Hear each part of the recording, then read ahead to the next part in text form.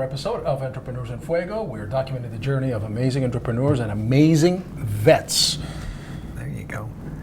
Amazing vets, like my man Brian like Gray. that. How you doing, Yes. man? Amazing Good. vets. I You're mean, good. maybe we should have a show called Amazing Vets. Yeah, maybe I should change the name of my foundation to Amazing Vets. Amazing Vets. I mean, that's a great name. But your foundation is Arizona Wellness. Right. Arizona Wellness for veterans. So Well, it's Assisting Veterans Wellness Foundation. okay, But the title ends up being AZ Wellness. Easy Wellness. And what is exactly that the foundation does? The foundation looks to service the veteran. Quite honestly, when I started it a few years ago, it was about picking up where the VA left off, Sure. taking over and trying to get things done that the VA wasn't getting done. That's a big job. It's a fantastic concept. There's numerous people willing to help and do that. There's more people willing to give their time than to give their money, but the time is, I mean, from doctors on down the line, you know. Sure. It's, so, yeah, it's going good. It's What do you- slow. What do you see as the biggest need for a vet that seeks? You say that the VA has some use, but then you pick up where they leave off. What is it that you do to complement, and what is the most requested thing that a vet would ask from your organization? Helping them understand that they have more Right. benefits than what they're led to believe they have. They get more of a rejection process in a federal governmental hubbub than they get knowing what they got coming. You know, they walk in the VA, they get told, oh, blah, blah, blah, you gotta do this, you gotta do that, you need to come over here, and then you need to go that. And, you know, the end result is the best we can do is give you a card that says you get 10% off at Home Depot. You know, I mean, that's where it ends up. Every now and then when you wheel them in a chair or something really obviously a physical need, that's why they'll line up doctor's appointments. But until anything that isn't obvious is addressed and, you know, shown to them what they can do and what they can get, and right up to their families as well. I mean, from healthcare and needs and food right up to housing and security. I'd like to talk about Maslow. I've always Sure. been a big believer in Sure. Maslow. Sure. So we can go right from all the Hierarchy problems of needs. right, You bet. you bet. All of the food and security right up to self-actualization. So sure, of course. So that's where that's what we're trying to do. It's really difficult. And it is very difficult to realize or to put in our heads that here everybody likes talking about vets, right? Oh, everybody's yeah. pro-vet. Absolutely. Everybody's like, oh, you know, thank you for your service, et cetera, et cetera. But from the political talk to the actual action, there's a huge chasm. There's so many different ways to go with the conversation. Okay, the big deal that you hear a lot of, an exorbitant amount of, is that they don't communicate on the same level. If you haven't been a vet, you don't understand. They have the ability to understand. They have the ability to imagine. Veterans don't see that they can imagine. Okay, all they know is you just don't understand. So, you know, closing that gap, you getting caught up in communication. You get caught up in reteaching the English language or whatever foreign language and bringing it all together. And so you have needs beyond belief. It's not about commercials that say send 60 cents a day to take care of the dog. It's about, you know, we've got to make them people again. They've went over there, they've got beat, and, you know, not beat physically even, just beaten emotionally and everything else, and life is not the same when they get back. How long a story you want? I have a son. The only reason he went in the Army was he wanted that combat patch. Okay, I'm ex-Air Force. I did 10 years. I did all the special ops. I did all the everything. I didn't care about a patch ever. It wasn't about a patch. It was about coming home at night or doing whatever you were doing and finishing your mission. He wanted a combat patch. He got his combat patch, but he also got to watch his friend get shot standing next to him, and he also got to watch his girlfriend get blown up in a truck. You know, he's got some acid burns and problems around, like physical problems around his body, but the emotional problem, the PTSD, big word in vets, is just phenomenal, because the kid wanted to get out of high school and go get his combat patch because it was some something great to do. You know, And like your kid, I think we can multiply that by thousands, tens thousands of and thousands. thousands and thousands, absolutely, if not hundreds of thousands. You know, I mean, when I was in, there were 60,000 people at my base. So yeah, hundreds of thousands, easy to say. And you live every day with stressors. Every day, it's not an easy thing just to go overseas. It's not like you're sitting in a you're always Yeah. in On a your guard. situation on your guard, right? Yeah. I mean, Different levels. They've got all the colors that you can go through: white, yellow, green, you know, red, black. You know, with the mind where it ends up happening. And yeah, you definitely stay in a yellow to red, not black, prayerfully, while you're over there. But you definitely stay yellow or red because you've got to be on your guard all the time. I mean, for him as an example, and I mean, there are millions more people that, you know, like his girlfriend at the time that he, you know, driving down the road they didn't, you know, I-80 and it blows up and she's dead.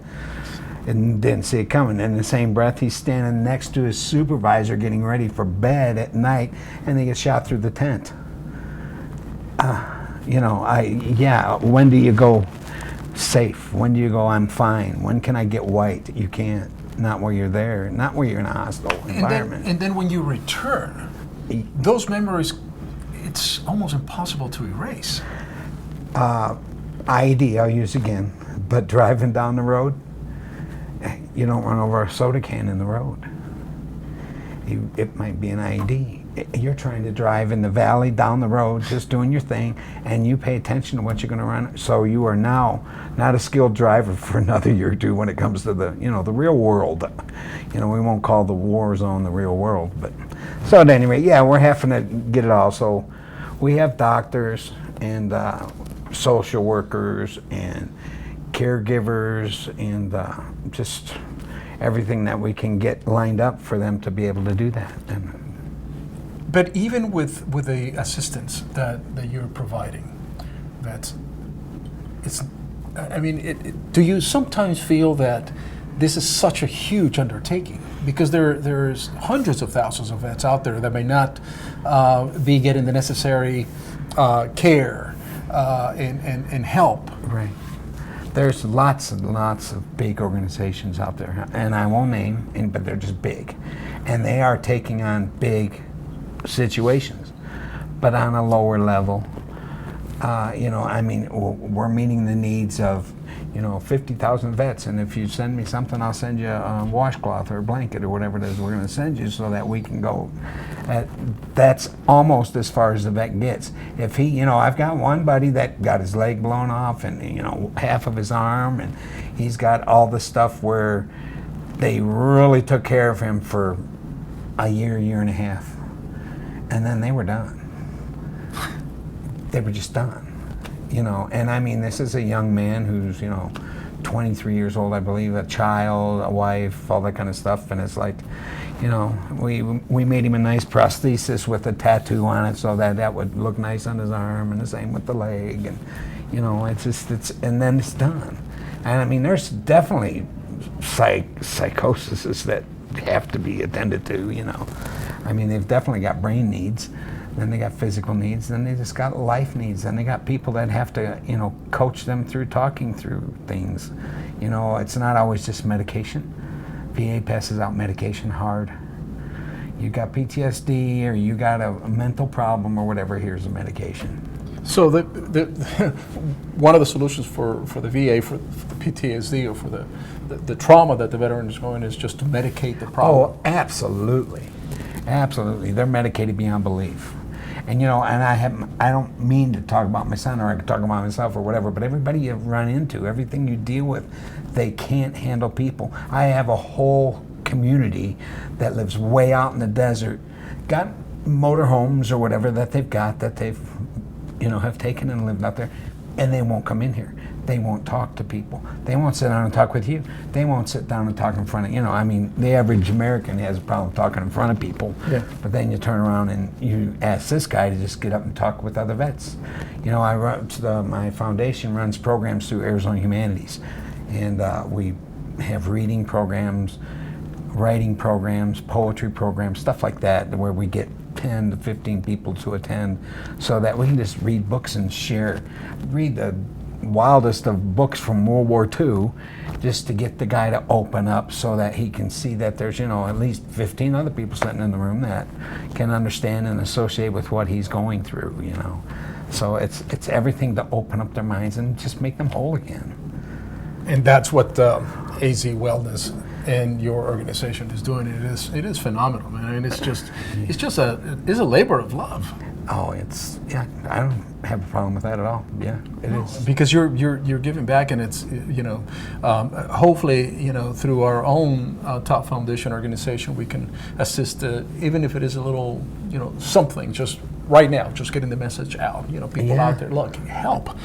Yes, help. Yes, And we appreciate your time, but money goes a long way. Well, the part they don't, we talk about being entrepreneurs and all that kind of stuff. I don't do this with money. I don't do this because I had money. I don't do this because I got a great income or any kind of whatever, I got a little pension from my retirement that I use to get around and do all my stuff, and, whatever we can come up with. We get the doctors that volunteer their times, workers that volunteer their times, the computer experts that volunteer their time to get a social networking and stuff like that. So it's just everybody, a whole conglomeration of people getting together just to try and do, and then we have to go out and find them, because it ain't like they're going to come looking for us. That is important, and I didn't realize that there's a very large, would you say, group of veterans that they just maybe don't want to be found. I don't know any statistics. I won't say 50%, or I will say most. I will say most do not want to be involved, and I will tell you that they just don't even want to talk to the VA. Get them to go to the VA to get their health care. They won't even go. They don't want to. They don't want, and there's blue card money. It's called, it's named for it officially. It's like free money that they get just for their living because, they qualify as a needy veteran. They don't want nothing to do with any of it. Sometimes it's because they got medicated that was stupid, or sometimes it was they just don't want nothing to do with them because they didn't like what they got when they got in.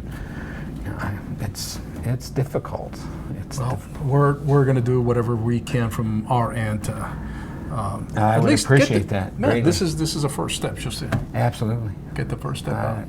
You're admirable, man. I mean, you're a former cop, former black ops. I won't even go into what the stuff that you did out there. That's a story for when the camera stopped. Yeah, it is. It's a good time though. But, wife, 5 kids. Good. My oldest is dead. Oh. So it's been coming. My oldest daughter, she was a caregiver. She was a licensed caregiver or whatever. Killed in a car accident after she did her Navy, Afghanistan, and all that crud. I hold my tongue.